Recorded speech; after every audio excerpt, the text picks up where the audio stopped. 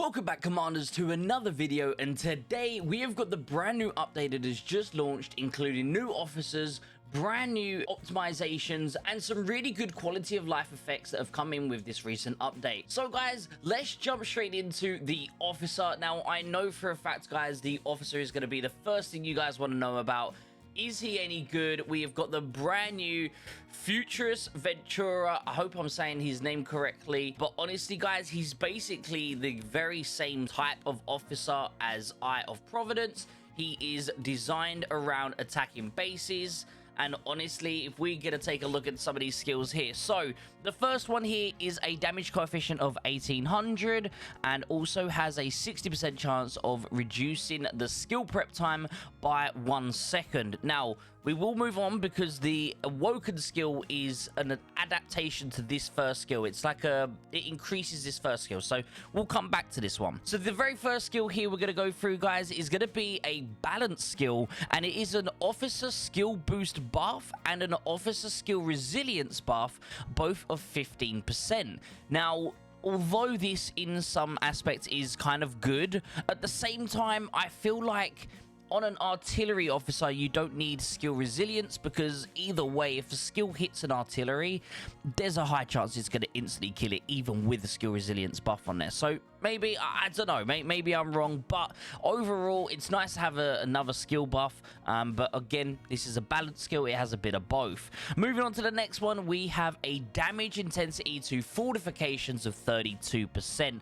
This is extremely high when it comes to attacking fortifications. So again, this is going to be very nice to have. Moving on, we have another damage intensity buff of 20%. And if on a rocket launcher, you get an extra 5%.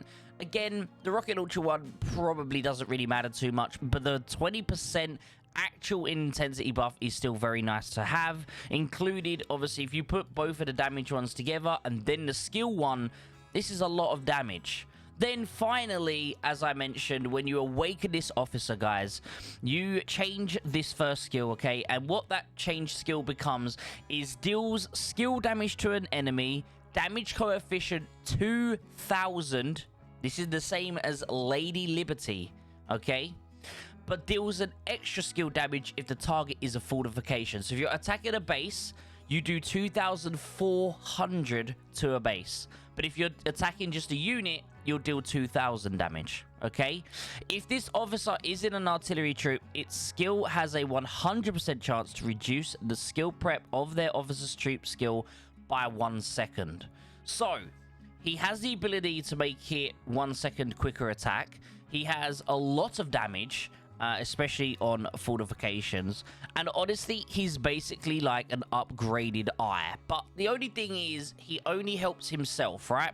One thing you do need to keep in mind, okay, is Eye of Providence does in fact boost his aid as well. Now, I have reached out to the devs to see if we can get confirmation on this because they have changed the wording, but they did change the wording on pretty much any buff skill that, you know, it just says increases the officer's skill boost of this officer's troop. Now, whenever it says troop, we are led to believe it means the other officer is included because it's boosting the troop, okay? So that includes other officers. That also includes here, for example, Valkyrie. Whenever this is on a helicopter, it increases the damage intensity of the troop's damage intensity, which means it's going to increase the damage of the next officer as well. So, again, I'm not too sure, you know, how this works 100%, but we are led to believe that whenever it mentions troop, that it is actually going to be for the other officer as well. So with that being said, guys, let's quickly awaken this officer straight away. I'm going to be doing some testing for you guys here in a minute, which will be coming out in a future video. So if you do want to see this guy in action first, as I said, I'm going to be doing some testing here very, very soon, and we're going to basically do a whole separate video just dedicated to checking out how strong this officer is. But I do just want to let you guys know that we are, in fact, going to awaken him. In fact, let's just do that right now for you guys, I guess. Well, you need 720 statues. So let's get this officer awakened. And what we'll do is we'll see his new art because obviously the picture at the back changes. So let's quickly awaken him for you here. And finally, the final one, boom. We have awoken the brand new officer here. And as I stated, guys, oh, wow, that does look really cool, to be fair. That looks insane. Holy, that's amazing. Right. The best artwork we've actually seen for an officer. Okay, moving on, guys. We have another exclusive lounge officer. The exclusive lounge is actually coming out tomorrow, and it is another fighter. It's an exclusive lounge fighter officer here, guys, and basically it is an improved, like much improved Silver Comet. Okay, so this new officer is basically a Silver Comet trebled. Okay, so the first one here is it increases the damage resist of this officer's fighter plane by 25% and grants the troop a chance to dodge its enemy attacks of 25% as well. Moving on, guys, we have whenever this officer's fighter plane troop dodges an enemy attack, it increases its damage intensity by 3% for 4 seconds, and this can stack up 10 times, which means you can get 30% extra damage. Moving on, we have another damage buff of 12.5% and damage resist of 12.5%. And then we have increases the intercept resilience of this officer's fighter plane by 65%.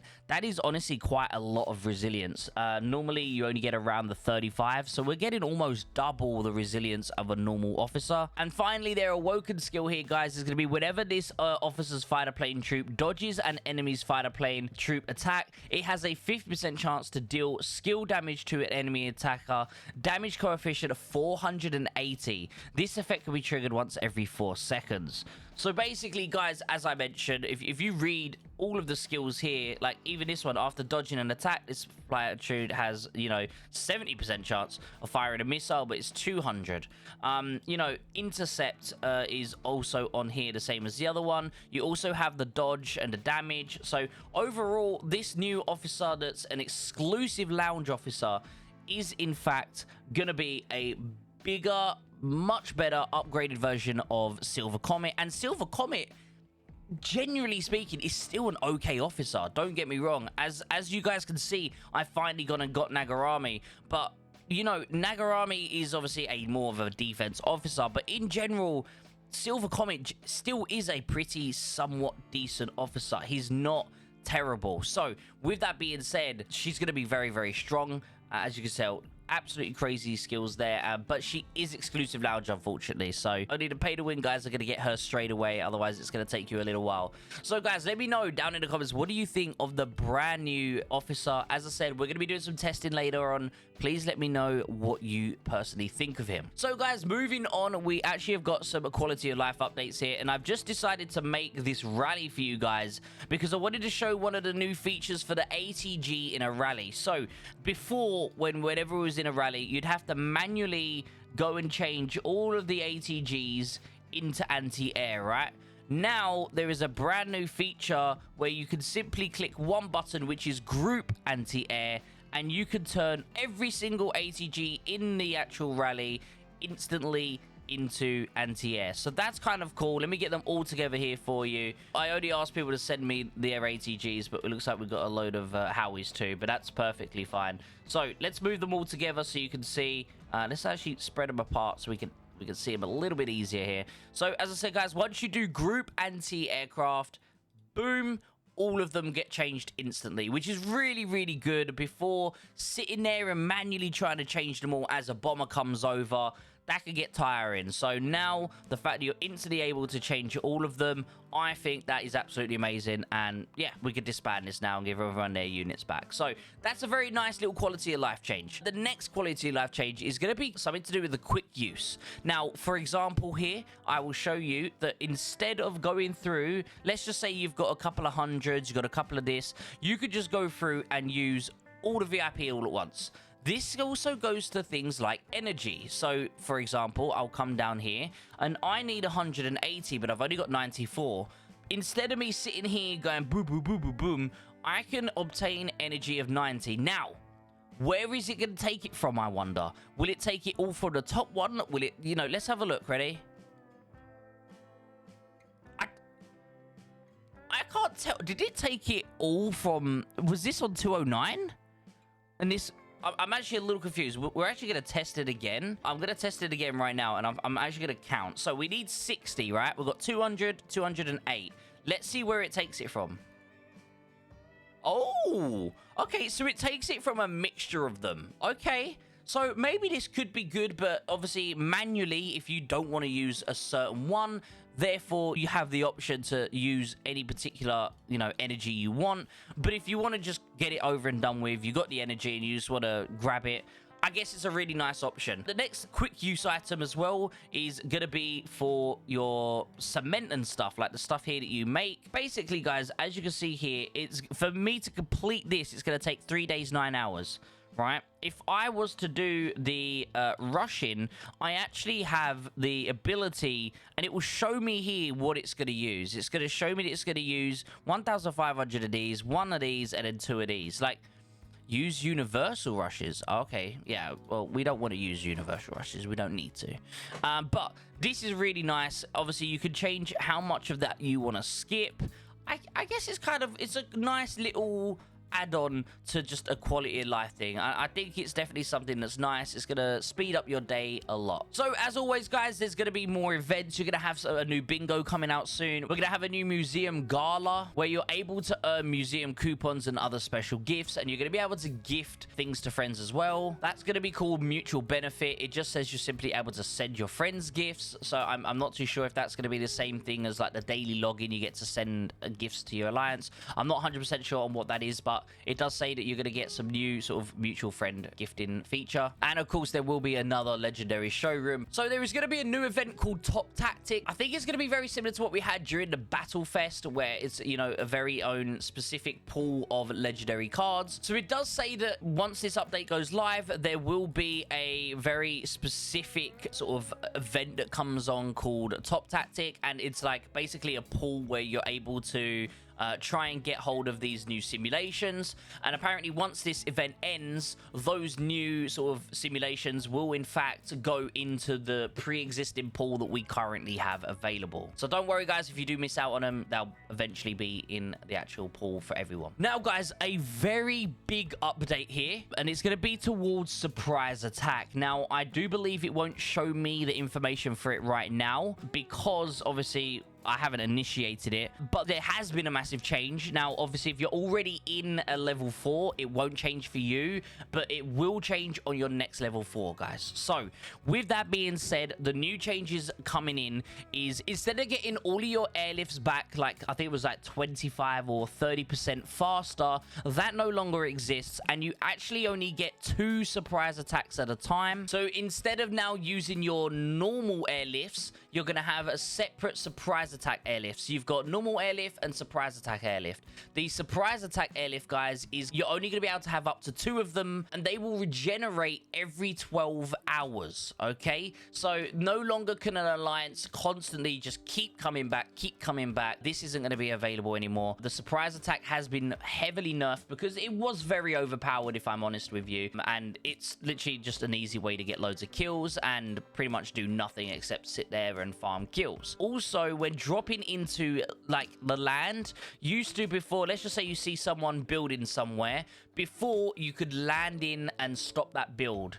Now, if someone is building, you are not able to jump into land that is currently under construction. You can only land in a neutral village that has no construction going on, okay?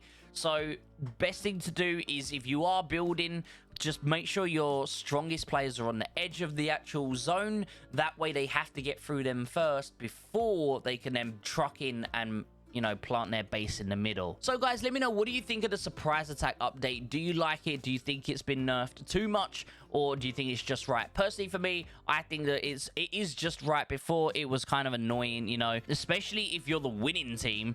You know, like for me, I would love to have surprise attack where I could just teleport around L4 getting loads of kills, but I can't, and it's just annoying when all of the big guys just teleport in and just sit there. They don't attack you, they just sit there waiting for you to attack because that's all they do, to farm kills. So I think it's really nice to have some sort of balance to this. So guys, the next thing on this update here, we have a new option available, and it is to disable confirmation of specific tactics. So what this means is now when you activate this and you go into your tactics here, let's just say I'm going to activate this one.